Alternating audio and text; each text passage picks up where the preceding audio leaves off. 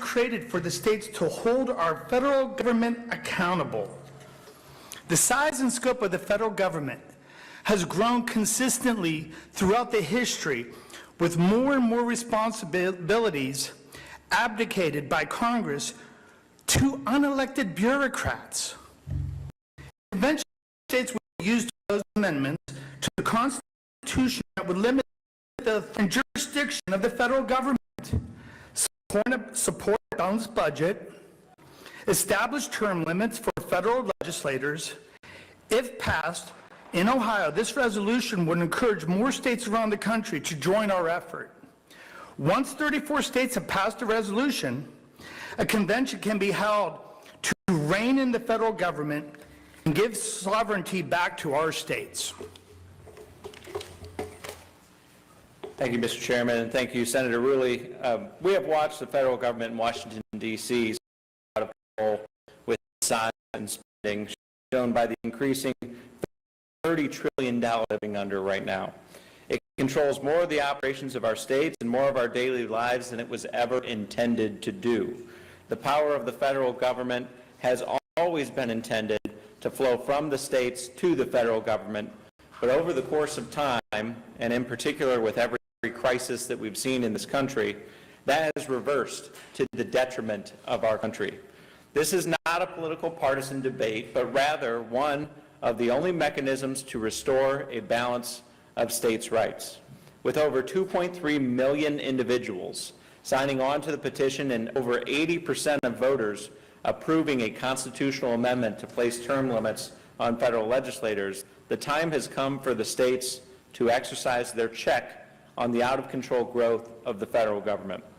Senate Joint Resolution number 4 is a path for states to reclaim their power from the federal overreach that has gradually eroded it over time.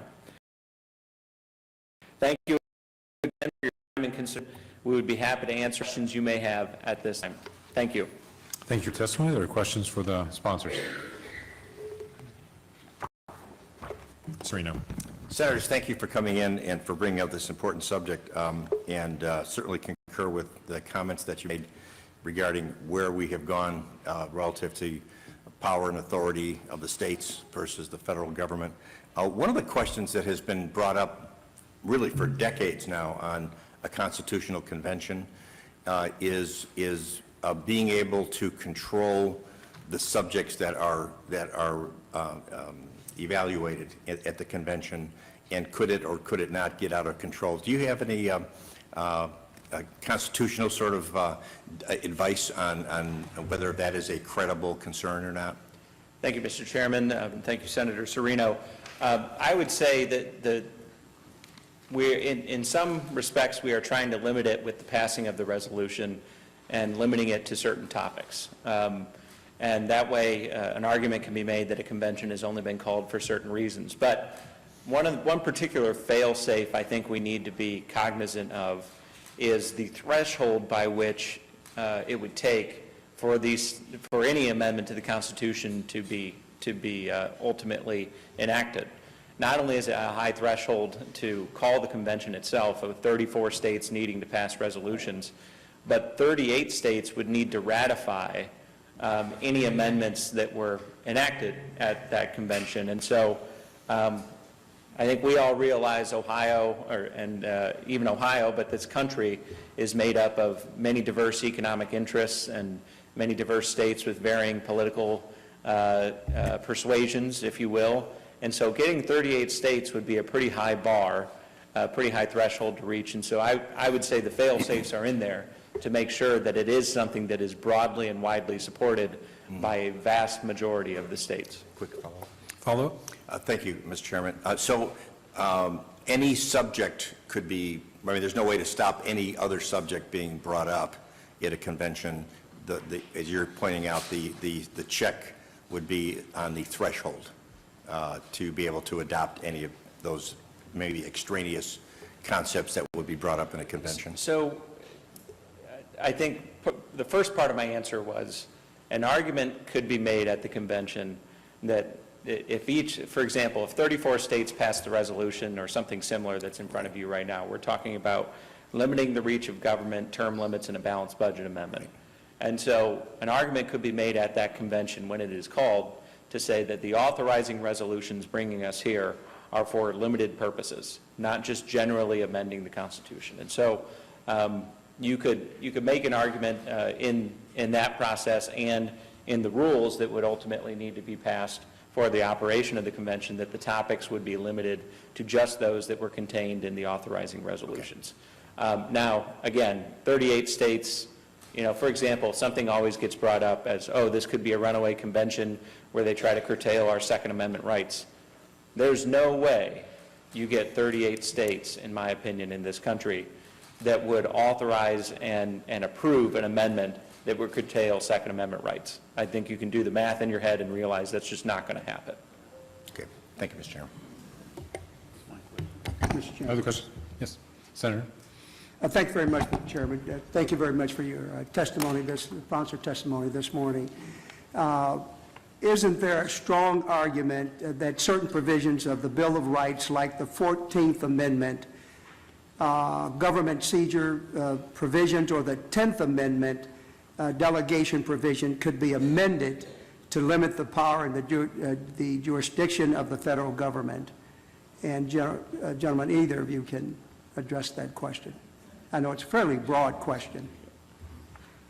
I would say that I would get back to what I was referencing before. You could make an argument that there are a number of amendments that could be amended to limit the reach and the scope of the federal government. And so you could make that argument. But again, you're going to need 38 states to approve it. And so if you get 38 states to approve it, that is something that is so widely accepted that it is almost a foregone conclusion that it's supported by a wide majority of the citizens of this country. As it concerns the reach and the scope of federal government, in my opinion, getting into the specifics of any of that's the whole reason the founders set up the Constitution the way they did, was because they were worried, quite frankly. If you go back and you read about the first and initial drafts of the Constitution, they were worried about an out-of-control federal government. They needed checks where the states would be controlling the federal government, not the other way around. And so they put this in there as, in some ways, a check on the federal government. And you'll recall, in previous iterations of our Constitution, at one point, United States senators were actually selected by the state legislators as a check on the federal government, as opposed to by popular vote. And so some of those changes have happened over the course of time. This is something that, could there be changes? Absolutely there could, in instances where there was broad agreement among the vast majority of states that some of these things needed to be reined in. But again, any individual incident that may be highlighted, I highlighted the Second Amendment earlier, you could probably think of another issue on the opposite side of the spectrum where you could do the math and say there's no way there aren't going to be more than 12 states that oppose this. And so I really think the idea of a runaway convention or something that is going to be inherently offensive to the notions of what our Constitution should be is very remote. To add to that, I've always thought convention of states was to benefit the minority party. You have the three branches of government, and even when you look throughout the 50 states, the 38 state threshold I think is crucial. I can think of a half dozen states where one or two of the chambers are opposite party, and sometimes the governor is opposite party. So to get 38 states to agree on something, I think can only benefit a minority party that would be in the federal government, especially if the opposition party holds office for 10, 12, 16 years. I think convention of states is the true equalizer to make sure that the government is for the people and at the people's reigns. I really believe that the 38 state threshold is almost impossible to get to. Thank you. Seeing no further questions, we appreciate your testimony and bringing this resolution forward. Thank you. Thanks. Thank you. Next, we have Mark Meckler with the Convention of States as proponent testimony. Thanks for Good joining us. afternoon, or good morning, Mr. Chair, honorable members of the committee. Thank you for having us today. We appreciate you hearing the citizens speak to this issue. Again, my name is Mark Meckler. I'm the president of Citizens for Self-Governance and the Convention of States Project, and we are the organization moving this forward nationally. One correction to Senator Rulli's testimony. Things are moving so fast. He said 15 states have passed the resolution. Just in the last 90 days, 4 more states have passed the resolution, so we're now at 19 states. So our hope and the hopes of over 100,000 people who've signed the petition here in Ohio is that Ohio will become magic number 20. So it'd be a good threshold to cross. I want to step back and do a little bit of history, if I might, and that history starts in 1787 when this clause gets entered into the Constitution. It's 2 days before the end of convention, September 15, 1787. It's that hot summer in Philadelphia we all know about. The Constitution is completely drafted. The final draft is prepared for signature, and Colonel George Mason from Virginia stands to address the Assembly. And I paraphrase, but he says basically we have a terrible problem with the document we've drafted. We've given the power to Congress to propose amendments, but we've not given the same power to the people acting through the states. And then he asks the question, are we so naive that we believe that a federal government that becomes a tyranny will ever propose the proper kinds of amendments to restrain its own tyranny? Now, I've said that line in hundreds of events around the country. Senator, I see a smile at that. People smile, people laugh, because no tyrant in human history has ever restrained himself or herself. No tyrannical government has ever decided, well, we have too much power, we're going to give it back to the people. So the founders, the framers, understood human nature. They stands at the appropriate moment and point a flaw in the document. And interestingly, Madison's notes reflect this. In 2 very small abbreviated Latin words, he says nin com, which means no comment. There's no debate about this. In other words, the men assembled there decided that this was so self-evident that they unanimously voted to put this clause in the Constitution. It's a clause which gives you, as state legislators, extraordinary power. In fact, you're the most powerful people in the federal government. And when you come here and when you take your oath and you're sworn in and you're given your orientation and they show you where the restrooms are in the committee hearings and your new office, they probably don't tell you you're the most powerful people in the federal government, because only legislatures have the power to call a convention, to propose amendments at that convention, and then to ratify those amendments, thereby changing the very structure of our system of government. The president doesn't have that power. Congress was not given that power. I would argue sometimes the courts take that power. They were not given that power, but you were given that power. And I think it's important to understand why you were given that power. The founders never said, the framers never said, well, you know, state governments, they'll be filled with angels. Those will be the perfect people, and those in the federal government will be bad people. What they said was, we believe in government close to the people. We believe in the elected officials who have to go live among their constituents, and frankly, all of them were you. They sat on state governments, in colonial governments, on town councils. They knew what it was like to live among their constituents, and so they had faith in people who were engaged in that process. That's why they gave you that power.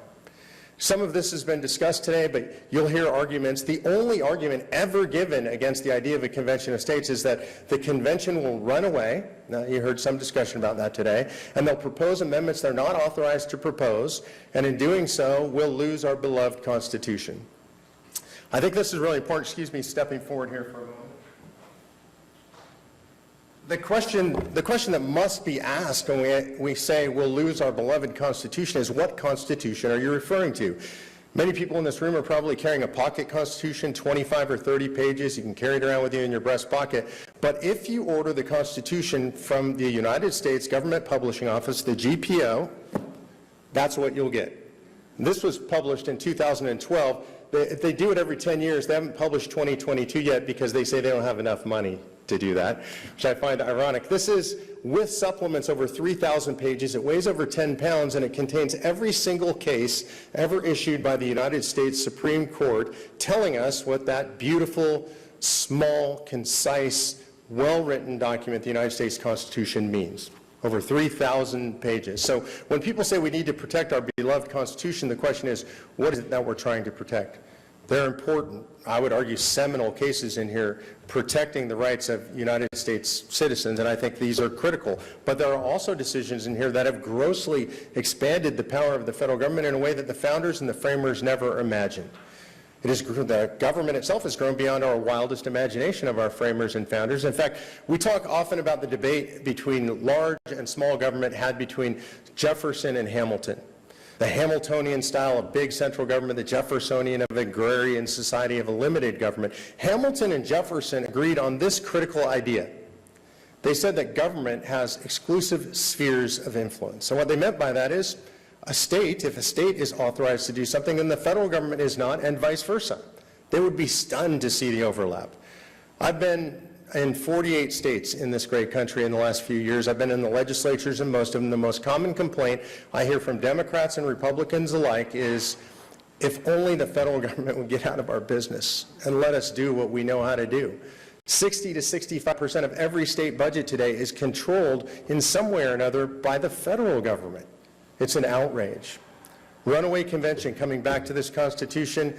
First of all, it takes 34 states to call a convention, and those states must call a convention according to the same outline. That's why we have our outline: fiscal restraints on the federal government, term limits for federal officials, not just Congress, but potentially deep state bureaucrats. Fauci shouldn't be in the federal government for 50 years, for one. And then finally, limits on the scope, power, and jurisdiction of the federal government. It takes 34. How do we know for sure 34? How do we know that's for sure a limitation? There have been over 400 applications to Congress for a convention of states. We've just never reached the 2/3 threshold. So that is de facto evidence that it takes the same limitation by every state. That's how we know there's a limitation in place. There's a lot of law around this. I hear a lot of confusion. People say, we have no idea what would happen at a convention of states.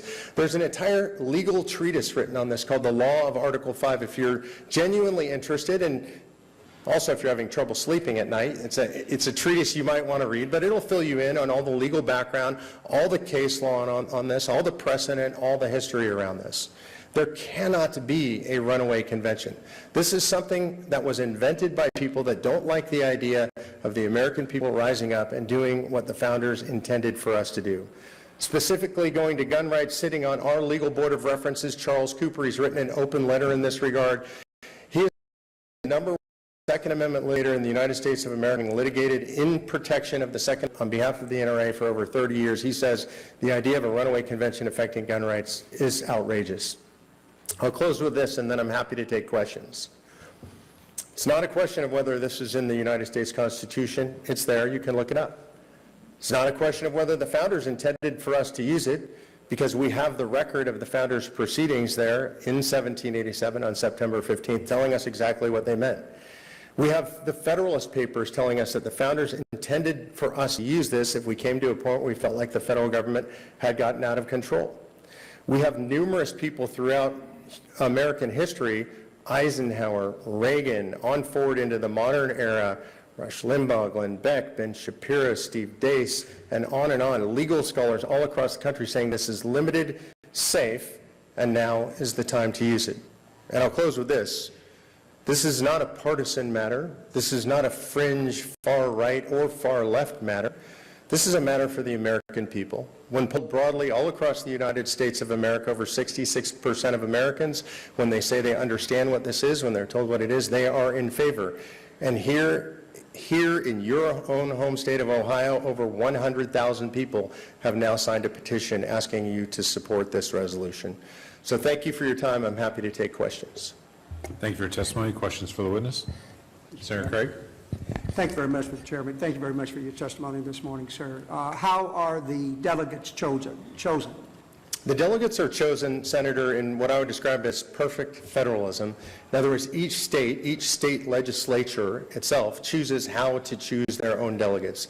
So I've seen in the 19 states that have done this, a lot of states after they pass the resolution are passing delegate selection legislation. So it will be up to your legislature. You could choose a certain number chosen by the House, some chosen by the Senate, possibly a choice by the governor. It varies from state to state, but every state has the right to choose. Important to note, regardless of how many delegates are chosen, each state gets one vote at convention. It's a convention of states.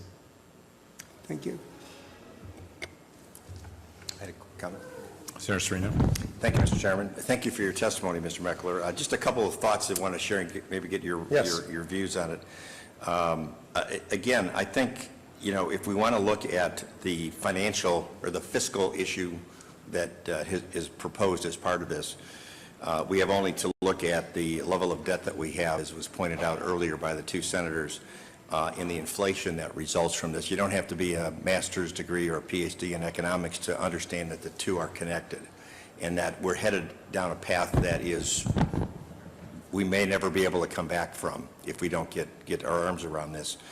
And I recall, in terms of the Constitution itself, I remember back in 1996, I had the pleasure of introducing Senator Bob Dole at an event where I live in Lake County, and was standing in the back behind the curtain waiting to introduce him, as he was a candidate for president at that time. And he pulled out of his pocket, out of his coat pocket, a copy of the Constitution. Not that one, because his pocket was not that big, but and he gave me a 10-minute. I mean, I'm standing there with, he was, I think he was Senate Majority Leader at the time. I'm standing there with him, kept explaining to me, and he is an American hero, as we all know, certainly suffered greatly for our democracy. And he lectured me on the value of the Constitution and what a blessed document it is. And he also talked with me about the principle of subsidiarity, which prior to that encounter, I really hadn't thought much about it, quite frankly, which really begs to the local issue. Subsidiary principle means that you bring things down to the lowest possible point. And we in state government fight federal policies all the time because they're making their decisions for the people of Ohio, and we object to that, and we sue the federal government in many areas. And I think we just have to, I agree with you, it's not a partisan issue here. It shouldn't be. Getting a hold of our federal government and making sure that enumerated powers don't get expanded, decade after decade to a point where we are right now. That this isn't a left or right issue, I think. This is a, how do we maintain the integrity, the original integrity of the Constitution in the first place, by preventing its, and going back and changing the expansionism that we have seen over the decades in the document that governs. So just any thoughts or reactions? Sorry, that wasn't a question, but. Look, we're in 100% agreement. If you go back to the 1980s, there was actually a balanced budget amendment convention proposed for that purpose. It's hard to imagine this at this point, and what I'm about to say sounds fantastical, but at that point we had $4 trillion in debt, and we thought that was outrageous. Today we're over $30 trillion in debt. And by the way, we got within 2 states of calling a convention for a balanced budget amendment, and it was defeated by an alliance of people who were on the far left and the far right. Is pretty amazing to think. And by the way, same people who oppose this today. So I think we can look back across history and say, thanks for nothing to those folks. And today, for the people who are making the same arguments, we have to ask the question, do you even understand your history? And I would close my comments on what you said with this. George Washington, in his farewell address, which most people don't realize was never actually spoken, it was a written address, he said that if we ever found that we were in trouble constitutionally, that we should use the process found in the Constitution to make amendments, and he warned us against making amendments by what he called accretion. In other words, by not using the process, by having government just expand its own rights through legislation, which is essentially what we've done. You referred to the enumerated powers. There were originally only 17. I think they're innumerable at this point. You can't even possibly count them. What we're trying to do is not to change the Constitution. We're working to restore it to what the framers and the founders originally intended. Thank you. Senator Johnson with a question or comment. Thank you, Chairman. Or Thank both. You. Maybe. Or both, maybe. I haven't decided yet. Thank you very much, and quite revelatory the Constitution that you would get from the government. That's how they see it, huh? Yeah, it's really interesting. It's about $130, so it's not cheap, and they're hard to get right now because they're out of print, which is ironic that they have trillions of dollars, but not enough to print the Constitution. I talk to a lot of people, and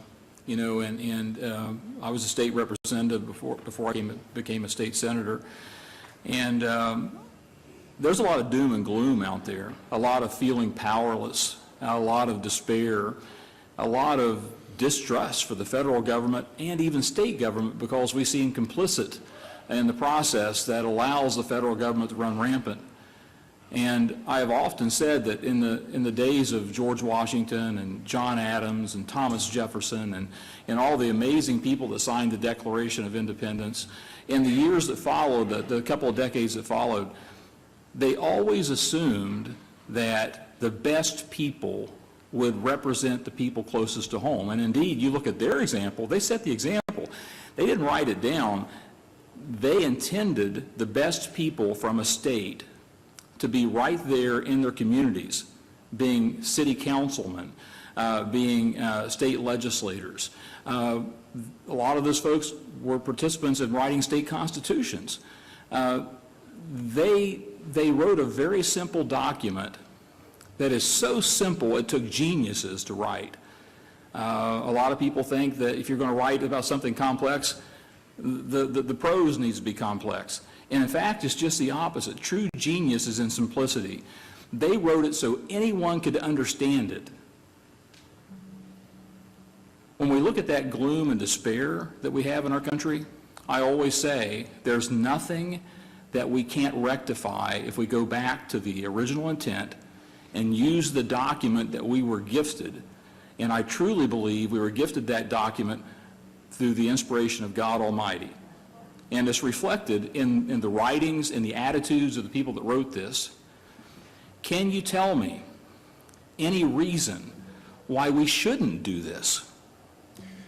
Senator, I cannot think of a single reason why we shouldn't do this. Some people will say the time is not ripe. Things are not bad enough. It's not dangerous enough right now. You know, I'm 60 years old. I'm probably not the oldest guy in the room, certainly not the youngest. I've lived to see a lot. 1980s, Ronald Reagan was my first vote. I could never imagine that we would be living in the times that we're living in right now. And so, if not now, as the famous phrase goes, if not now, then when? If not us, then who? And if you go all the way back to Reagan, one of the things that Reagan said that I consider most profound, he said a lot of incredible quotable things. This is not one of his most famous quotes, but I think it's important to he said back then, they say we live in a time when there are no heroes, they just don't know where to look. And in that speech, he goes on to describe that all around him, all around all of us, all around this room, sitting up on that dais today are American heroes. And I think this darkness and this gloom that you talk about, and I get a lot of that as a grassroots leader. I get emails every day telling me it's over, we've lost our country, we've lost our sovereignty. I know differently. And I know differently from my perspective for two reasons. Because I know you. I know legislators like McCulley and Ruley who are willing to take a stand. I travel to legislatures all over the country. Washington, D.C. makes me depressed. I go there too. But I come to state legislatures and I have hope. And I travel with the American people and I have hope. And for me, foundationally, it all rests on my faith and the Holy Father. And I will never not have hope because I've been saved by grace. And so for me and for the American people and the foundation of our country, I think that's the bedrock foundation. And if we turn back to the founding and what the founders believed, how this country was formed, I don't think there's anything we can't do. Thank you. Thank you for being with us. Thank you, Mr. Chairman. Thank you, Senators. Next, we have William Scott.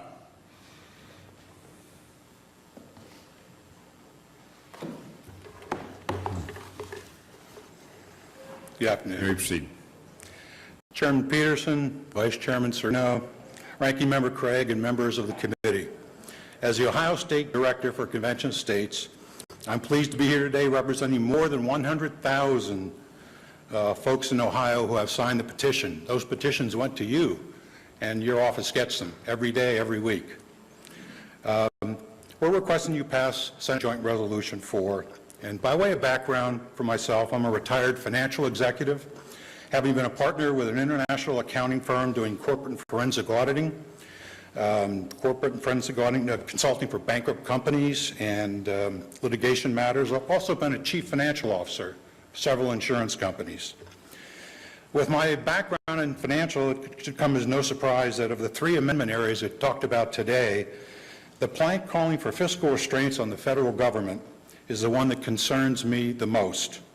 In my business life, I saw firsthand how good-intentioned companies fail to survive due to a lack of fiscal discipline.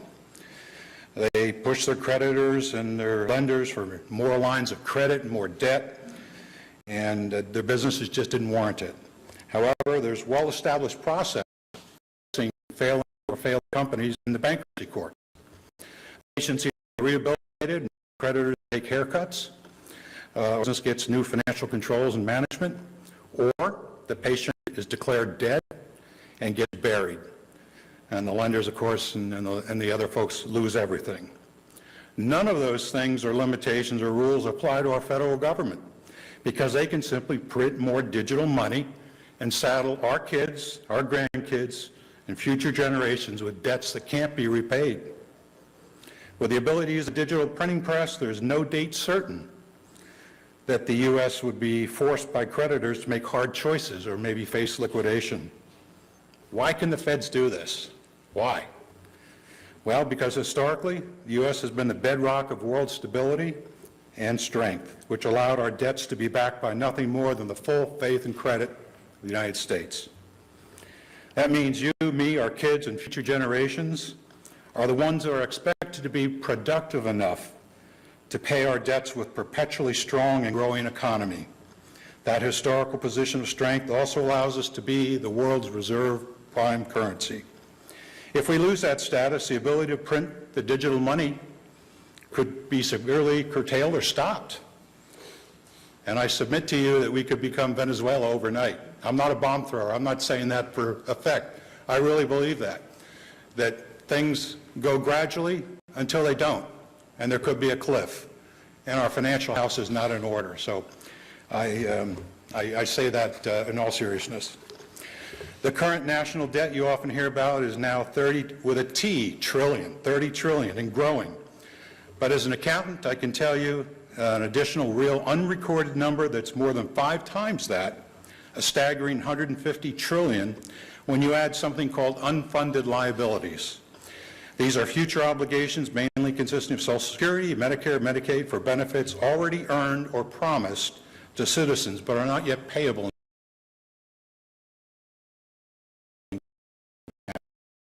This is known as accrual accounting under general, which most large businesses follow and need. But our federal government accounts for its revenues and expenses mostly on a cash basis, just like a small family business might, or the corner dry cleaner. Our federal government uses the same accounting. They do not include these enormously large unfunded liabilities in our official national debt. In the last 65 years, our federal budget has been balanced only a few times, and not in the last decade. Instead, our go-along to get-along leaders in Washington fool themselves and us with something called continuing resolutions that allow Congress to simply keep spending at the same levels as in the prior year, thus kicking the debt can down the road and not balancing a budget. These fiscal problems cannot be solved by electing more responsible or good people. Because if you put these good people in a broken system, they will and have continue to fail and not be responsible. This is a structural problem of the federal government, structural. It's not personnel mostly, it's mostly structural. So with this structural problem, our government has just gotten too big and too unaccountable. And that's why I strongly support some series of common sense amendments to the U.S. Constitution that would restore fiscal responsibility and allow federalism to once again be the way we govern ourselves by returning power to you, the states. And as you all know, the states must balance their budget, right? So in closing, I'd like to ask you to consider 2 things, if you would, please. You're going to hear testimony in your next series, your next round, with the opponents of COS. And I'd like you to consider 2 things. 1, do these opponents have unstated reasons for wanting the status quo, such as protecting pet projects or programs that depend on grants or other types of federal handouts? Is their organization fundraising by keeping their members continually fearful of so-called risky Article 5 changes to the Constitution? Secondly, do these opponents offer any solutions to the problems of a runaway federal government? And if so, Are those solutions actually in the Constitution? Like Article 5 is actually in the Constitution? Or are they merely coming up with ideas that are cobbled together and selectively interpreted from other documents and writings of a few founders found outside of the Constitution? You should come to realize that the opponents of a convention of states do not offer constitutional solutions, but mainly something called FUD. Fear, uncertainty, and doubt. I ask you not to fall for FUD. It's an emotional marketing strategy that businesses have used rather successfully since the 1960s to sell against their competitors. In these difficult times, we need constitutional actions with the courage of conviction, not fear. So please pass SJR 4 onto the full Senate for a vote, and let's make Ohio number 20, and I ask for your vote. Thank you for your service to Ohio, and thank you for allowing me to testify today. Yeah, we appreciate your testimony and your work on this important issue. Are there questions for this witness? Senator Serino. Thank you, Mr. Chairman. Thank you for your testimony, Mr. Scott. Have you proponents thought about, just to play devil's advocate here? Sure. There will be, and again, I support what we've been talking about, certainly, but there will be clear opposition to this. And should it succeed and the convention actually occur, have you thought much about how you're going to counter the rather significant influence of social media billionaires, people like Larry Fink at BlackRock, who was using his business position to forge policy, companies like Disney and Coke, who are chiming in all the time on things other than shareholder value that they should be focusing on. There will be significant support for keeping the status quo, as you just mentioned here. So have you thought much about how that would, because those kinds of things could, with their tremendous influence, possibly lead to a convention going in a direction that we all don't want it to go to. So, Well, I have some personal opinions. I'll give you mine. And Mark Meckler here, I know, has been thinking about this for forever and might have a few thoughts to say as well. But he was reference made to earlier that delegates would be sent there by the states, and the states are the ones who delegate. They know what the vetting process will be. They might have former House reps, they might have former senators, they might have former judges, they might have some current people. It all depends on what the current legislature wants, and they could have average citizens, they could have a school teacher, whatever they want. They'll have a delegation. But they're going to vet these people. They're going to vet them. They'll make sure that they believe in the resolution. Your resolution here in the Senate is 4 pages. Very, very simple to read and understand, and the plank is in there. And they will have to swear an allegiance to what they're sent to do under agency law. They have to represent who sent them. And they would not send them there to be influenced by billionaire tech people or come out in the parking lot and I have a bag of money for you. I don't think that's going to happen. I worry more about what happens like that in the parking lots of Washington, D.C. So I think these people are going to be very honorable. They're going to be selected by people that you select. Maybe you have a joint committee between the House and the Senate, and you put a committee together and you decide what type of people. You're going to send honorable people there. Now, every state is going to have, as Mark said, the number that they want. They might have 3, they might have 5, whatever. Could some of those people be approached by people? Sure, but I don't think they're going to fall for that. They know that they're being watched back in their home capitals in Columbus. This thing will be bigger than 10 Super Bowls. It'll be publicized on C-SPAN or whatever the platform is at the time. We're going to be watching this like a hawk. I mean, I will. It'll be more exciting than the Super Bowl, I'll tell you that. And I don't think any people are going to be able to be corrupted, if that's what you're asking. But it's a great question, and to be honest, I really trust those folks more than I do the people that are stuck in a broken system in Washington, D.C. Thank you. And I don't disagree, but if the Bengals are in the Super Bowl, Amen. I'm sort of appreciative of that. Yes. Seeing no further questions, appreciate your work on this issue. Thank you very much. Next we have Heidi Workman. Heidi, thank you for being with us today. And I should say for my Northern Ohio folks, my goodness, if by some miracle the Cleveland Browns ever made it to the Super Bowl, that would be something to celebrate. Thank you for having me today. Chairman Peterson, Vice Chairman Serino, Ranking Member Craig, and members of the committee, thank you for your service to the citizens of Ohio and for the opportunity to express my support for the Convention of States movement.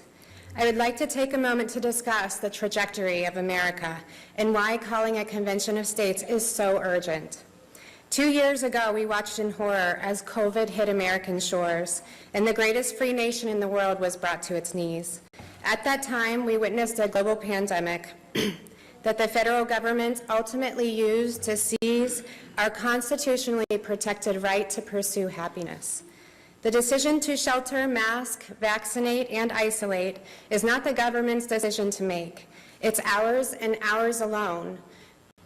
In those moments, America's Constitution was overruled by a governing elite, and they have no intentions to stop their egregious accumulation of power and authority over us. In just 5 days, the United States, at the initiation of the Biden administration, will join 194 other nations in Geneva at the World Health Assembly to sign over authority of pandemic response to the United Nations. At that time, the World Health Organization will obtain the power to declare international health emergencies, seizing domination over sovereign countries, and facilitating the rise of what many would call the New World Order. When this happens, the concept of sovereignty will be obsoleted in the name of global emergency. As this develops, we must understand that there can be no independent nations, no American Constitution, and no true freedom for the people of the world. To make matters worse, anything can be considered a threat to our health. I joined the Convention of States movement because I knew that it was the only legal, peaceful, and powerful organization in the country that could stop this tyrannical federal government. I could no longer sit by and watch my children's future be destroyed on my watch. The Convention of States is the way for the people to say, we've had enough. United under one movement with our faith in the Almighty, we can reverse course. But state legislatures across the country must take immediate action to accelerate this process before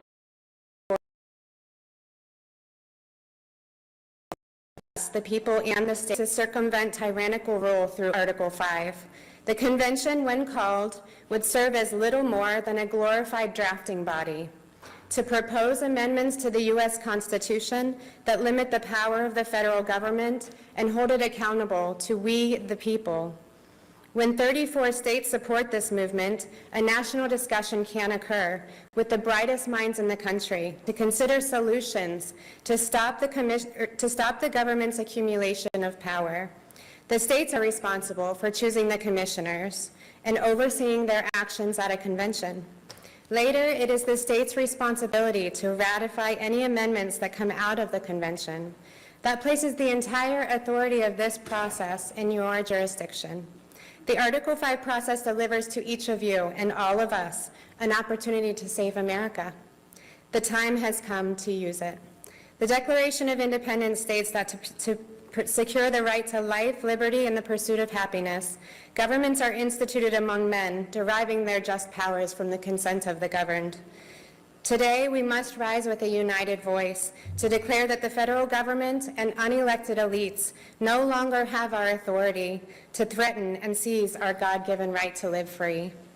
In an era of uncertainty, out of the Convention of States movement will rise hope, opportunity, and renewed unity. We are a part of the resistance, and we are taking a stand to restore this nation back to the principles of federalism the Founding Fathers gave us in the U.S. Constitution.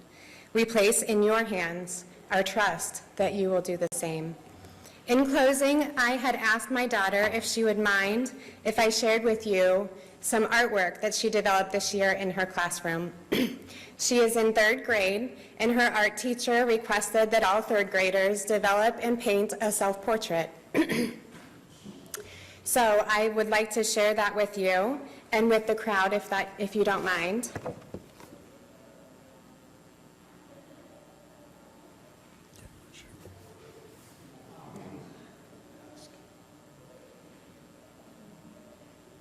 So the first chance that I had to see this at the school, it was plastered with all the other third graders on the wall of the foyer at the school. And what I saw in this picture and on that wall was a group of children who had no voice. I ask that you accelerate this process and move it onto the Senate floor so we can continue the process of saving this country and getting the federal government out of our schools. Thank you. Thank you for your testimony. Questions for the witness? We appreciate you being with us, appreciate your daughter coming and you're sharing your artwork. Next, we have Tony Kruger. Mr. Kruger, thank you for joining us. Thank you.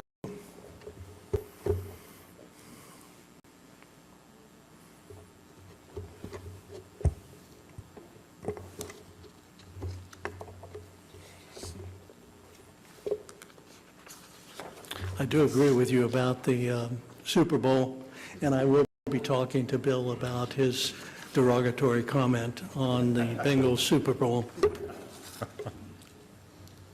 Chairman Peterson, Vice Chair Serino, Ranking Member Craig, and members of the committee, thank you for allowing me to express my support for SJR 4. My name is Tony Kruger. After receiving my BS degree, I spent my entire career in quality assurance at cosmetic, drug, and medical device companies. SJR 4 is not like any other issue you face. It favors no group, does not impact state budgets, activities, or concerns. It's a national, nonpartisan, governmental activity, not a political one. It's simple to understand and straightforward to execute. It is the most important resolution you must pass. Unlike normal legislation, constitutional amendments are meant to last hundreds of years. You have already heard testimony about the three topics for which proposed amendments to the Constitution will be created. It's obvious that the topics are extremely important to the preservation of our Constitution. To do the right thing at the wrong time is wrong. We must act. We must now. Time is both a product and a process. The topics to be addressed are the product. Allow me to explain the process. To borrow from Thomas Jefferson, I find these truths to be self-evident. Article 5 of the Constitution stands alone and is equal to the Constitution's 6 other articles. Article 5 requires Congress to perform duties unlike those specified in Article 1. Thus, congressional powers in Article 1 are irrelevant to the Article 5 amendment process and have no influence over it. Congress does not set the rules for a convention of the states. The responsibility to preserve and power to change the Constitution rests entirely with the states' legislatures. Article 5 specifies 2 ways to propose amendments, first by Congress or second by the states' legislatures using their appointed delegates. Article 5's critical step is ratification, not proposal. The 3/4 requirement for amendment ratification ensures only proposals accepted overwhelmingly by the people will become law. Both methods of proposing amendments are important. Clause 1 states Congress will propose amendments. This is an expedient way to address needed change. Clause 2 allows state legislatures to define issues requiring amendment proposals. They vet, appoint, and provide commissions directly to their delegates for a convention of the states. Without Clause 1, many of the changes which have been made to the Constitution would have been difficult, but still possible using Clause 2. Only Clause 2 of Article 5 is critical to the longevity of the Constitution. Without it, Congress could prevent essential changes by simply failing to act. An Article 5 Convention of the States has never been used to propose amendments to this Constitution. The intellectual diversity and patriotism of the state's delegates will far exceed that of our present Congress. That wouldn't be too hard. The right thing to do is pass SJR 4. The right time is now. If state legislatures fail to use Article 5, Clause 2 soon, the Constitution will no longer exist 50 to 75 years from now. A prize fighter can never win with one arm tied behind his back. Our Constitution cannot continue to survive without Article 5, Clause 2. Oh, by the way, the 130th Ohio General Assembly approved the exact same COS process when it passed the Balanced Budget Amendment Resolution in 2013. Thank you for your attention. Any questions? Thank you for your testimony. Are there questions for the witness? We have no questions for you. Thank you very much for your testimony and for bringing it forward. Thank you. That concludes what we have on our agenda. There are 9 pieces of written testimony, including on the iPads, from a variety of different people. So that concludes first hearing on SJR 4.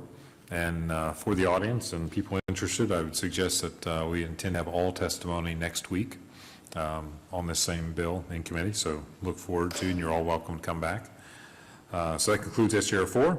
And now what everybody actually came for, I know, is Substitute House Bill 107, revising elevator law. And we have one in-person testimony